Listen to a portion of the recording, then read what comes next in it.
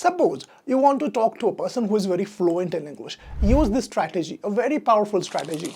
And I'm 100% sure, 100% sure I am that in future you will have no hesitation. You will overcome your hesitation, that self-doubt that you have. You will overcome that. This I have tried with myself also and with hundreds of my students, and they come and say that, sir, actually I don't know. I mean, what happened that I was speaking so nicely and confidently, and after the conversation was over, I was spellbound. Not only the other person, I was flabbergasted. I was like, oh my God, this is me. Can I speak? Am I so confident? Is it possible? But I thought my English is not good. What's happening here?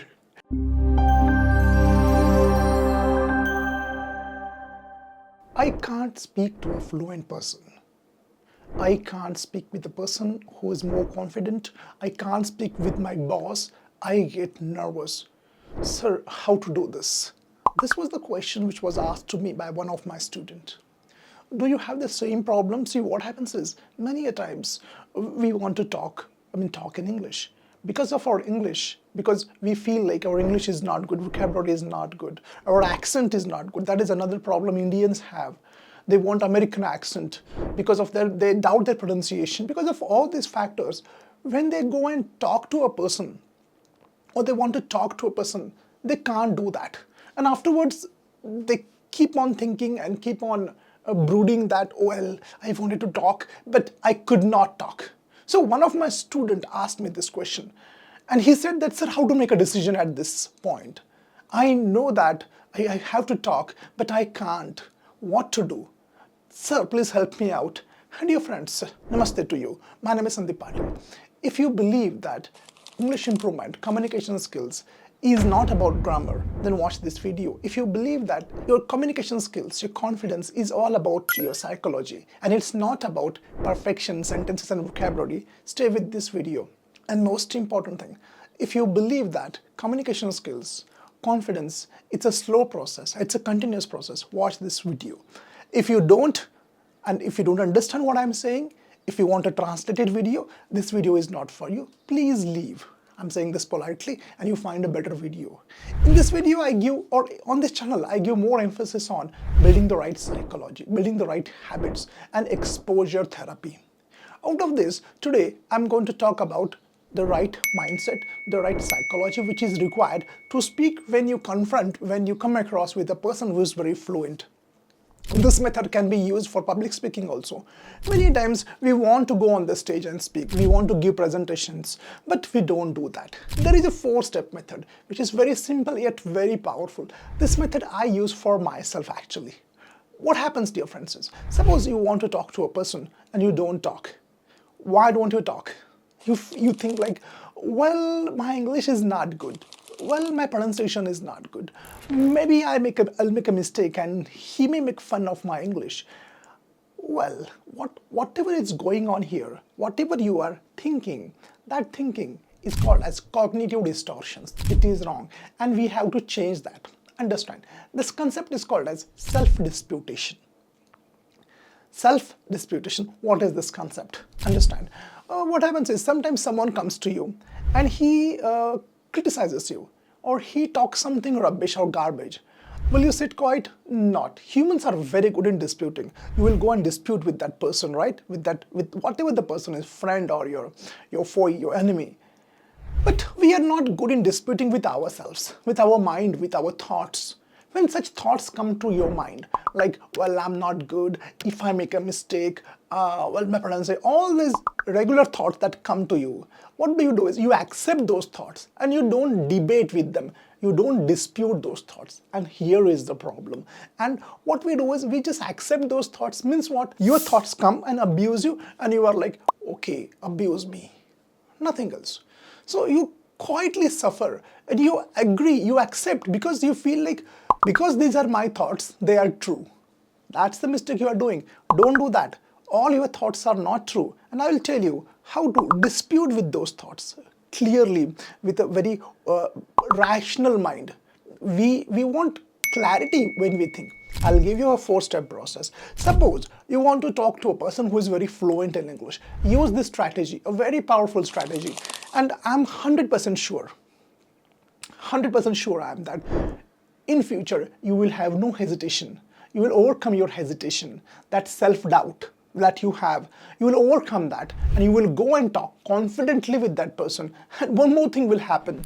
You will be surprised. Like, oh, I thought my English is not good, but from where this English is coming from? It will happen to you, because this I have tried with myself also and with hundreds of my students, and they come and say that, sir, actually I don't know, I mean, what happened, that I was speaking so nicely and confidently, and after the conversation was over, I was spellbound. Not only the other person, I was flabbergasted. I was like, oh my God, this is me. Can I speak? Am I so confident? Is it possible? But I thought my English is not good. What's happening here? This is what is going to happen. You have to ask yourself, self-disputation, 4 questions. Okay, the person is there, you want to talk to him, you are not going, you're biting your nails, you are nervous. Ask these 4 questions. First question, what best will happen? What best will happen? See this question, what best will happen if I do it? If I go and talk, what best will happen? Best will happen, maybe he will talk to you, you will talk, and the conversation will go nicely.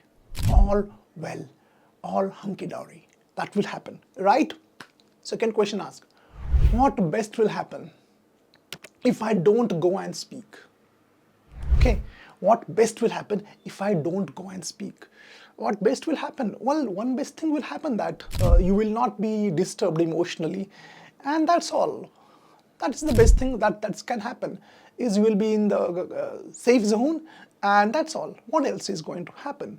Second question, understood? Second question is given to you. Third question, what worst will happen if you go and speak?